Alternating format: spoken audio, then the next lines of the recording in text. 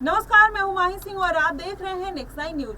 चुनावी हार अपनी जगह है, लेकिन बाकी मामलों में नेताओं को राजनीतिक रूप से दुरुस्त होना जरूरी होता है। आपको बता दें, दिल्ली में मुख्यमंत्री आवास को लेकर जो विवाद चल रहा है, उसके केंद्र में अरविंद केजरीवाल का होना राजनीतिक रूप से बेहद नुकसानदेह साबित हो सकता है। जेल से रिहा होते हुए मुख्यमंत्री बने रहना अरविंद केजरीवाल का अपना फैसला था और आम आदमी पार्टी के दावों की माने तो सर्वे में दिल्ली के लोगों ने अरविंद केजरीवाल को जेल से सरकार चलाने की मंजूरी भी दे दी थी और जेल से छूटते ही अरविंद केजरीवाल ने जो चाल चली वो राजनीतिक विरोधियों के लिए चौंकाने वाला था। वहीं मुख्यमंत्री पद से अरविंद केजरीवाल के इस्तीफे को लेकर आतिशी को नए मुख्यमंत्री बनाए जाने तक बीजेपी नेता अलग अलग तरीके से रिएक्ट करते हुए दिखाई दे रहे हैं, लेकिन ऐसी बयानबाजी हो रही है, लेकिन ऐसा लगता है कि जैसे तैसे खाना पूर्ति हो रही है। वहीं अरविंद केजरीवाल के इस्तीफे के दांव से बीजेपी दिल्ली की राजनीति में काफी परेशान नजर आ रही है,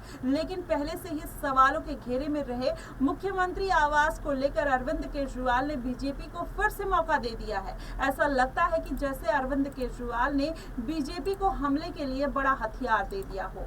जी हाँ, आपको बताएं, जब अरविंद केजरीवाल दिल्ली में अपना मुख्यमंत्री आवास खाली कर रहे थे तो बड़ा ही इमोशनल माहौल नजर आ रहा था। अरविंद केजरीवाल ने मुख्यमंत्री पद से इस्तीफा देने के साथ ही सरकारी आवास भी खाली करने का घोषणा कर दिया था।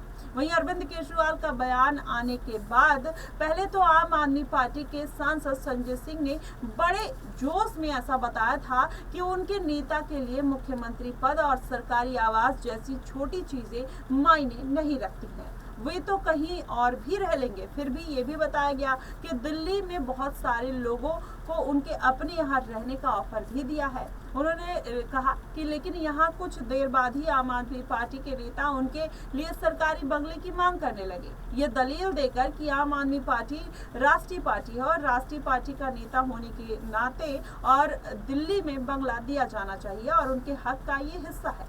और वहीं अपनी पर कायम रहते हुए अरविंद केजरीवाल ने अपना सरकारी आवास खाली कर दिया और अपनी ही पार्टी के पंजाब के एक सांसद के बंगले में शिफ्ट हो गए और अब लग रहा है कि जब सब कुछ ठीक से हो गया तभी नया विवाद क्यों शुरू होता हुआ नजर आ रहा है। बीजेपी नेताओं ने अब दावा कर दिया है कि अरविंद केजरीवाल ने मुख्यमंत्री आवास छोड़ा जरूर है, लेकिन कब्जा नहीं। चाबी अपने पास ही रख लेने पर अब अरविंद केजरीवाल के ऊपर आरोप लगाए जाने लगे हैं। एक वीडियो सामने जरूर आ रहा है जिसमें आप नेता की पत्नी सुनीता केजरीवाल को चाबी एक अधिकारी को सौंपते हुए देखा गया। ऐसा नजारा अक्सर कम देखने को मिलता है जब कोई नेता अपना बंगला खाली करता है, लेकिन 9 अक्टूबर को खबर आई कि लोक निर्माण विभाग ने दिल्ली के मुख्यमंत्री आतिशी के आवास को सील कर दिया है और फिर आम आदमी पार्टी और बीजेपी की तरफ से आरोप प्रत्यारोप का दौर शुरू हो गया। सवाल यह है कि क्या अरविंद केजरीवाल इस विवाद को रोक नहीं सकते थे? जो कुछ भी सुनने को मिल रहा है वो तो गैर जरूरी विवाद ही लगता है, और वो भी तब जब जल्दी ही विधानसभा चुनाव कराए जाने की संभावना जताई जा रही है। ऐसे में आम आदमी पार्टी पर आरोप है कि उपराज्यपाल के कहने पर लोक निर्माण विभाग ने मुख्यमंत्री आतिशी का सामान बाहर निकालकर आवास को सील कर दिया।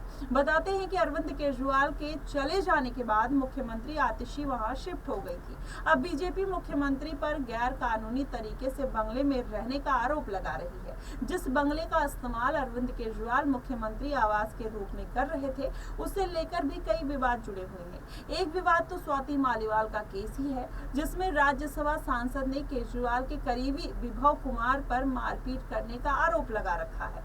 वही मामला अदालत में है और विभव कुमार जमानत पर छूटे हुए हैं। यहाँ ये समझना मुश्किल हो रहा है कि आतिशी को उस बंगले में जाने की जरूरत आखिर क्या थी। वो दिल्ली के मुख्यमंत्री हैं, जैसे ही संवैधानिक तरीके से उनको पद और गोपनीयता की शपथ दिलाई गई थी, उनके आने जाने के लिए सरकारी गाड़ी मिली हुई है, उनके रहने का भी सरकारी इंतजाम होता ही। अगर वो खुद चाहती तो वो इस बंगले में बिना रहे ही जहां अरविंद केजरीवाल रहते थे, या फिर अरविंद केजरीवाल ही ऐसा चाहते थे, तो उसके लिए संबंधित पदाधिकारी को पत्र लिखना चाहिए था। वहीं आपको बताते चले कि उनको क्यों वो आवास मिलना चाहिए। अगर कोई नहीं सुनता तो उनके पास इस बात के लिए कोर्ट जाने का विकल्प मौजूद था। आखिर नई फजीयत मोल लेने की क्या जरूरत थी? अब अरविंद केजरीवाल के ऊपर कहीं ना कहीं ये पूरा मामला भारी पड़ रहा है। वहीं अरविंद केजरीवाल को ये तो समझना ही चाहिए कि वो जरूर तय कर सकते हैं कि मुख्यमंत्री किसे बनाना है, लेकिन उपराज्यपाल की तरफ से नियुक्ति मुख्यमंत्री को कहाँ रहना है ये तो नहीं तय कर सकते। वहीं राजनीति में कदम रखते ही गाड़ी, बंगला और सुरक्षा और गैर जरूरी चीजें बताने वाले अरविंद केजरीवाल आखिरकार क्यों इतने बदल गए? पहले वो भ्रष्टाचार को लेकर चुनावी मैदान में उतरे थे और वहीं भ्रष्टाचार को लेकर पूरी आम आदमी पार्टी के बड़े बड़े नेता जेल में जाते हुए नजर आए। तो ऐसे में माना जा रहा है कि अरविंद केजरीवाल के ऊपर ही अब खुद से सवालिया निशान उठते हुए नजर आ रहे हैं और इसका पूरा फायदा भारतीय जनता पार्टी उठा रही है। देखना दिलचस्प होगा कि आखिरकार इस बार के विधानसभा चुनाव में भारतीय जनता पार्टी या आम आदमी पार्टी कौन अपना जीत का परचम लहराएगी और अरविंद केजरीवाल के ऊपर जो सवालिया निशान लग रहे हैं उसका कितना नुकसान आम आदमी पार्टी को मिलता हुआ नजर आएगा। फिलहाल इन सब मुद्दों को लेकर आपका क्या कुछ कहना है, आप हमें कमेंट बॉक्स में जरूर बताइएगा। फिलहाल के लिए बस इतना ही। देश और दुनिया की तमाम खबरों के लिए हमारे साथ बने रहिएगा नेक्स्ट टाइम न्यूज़ पर।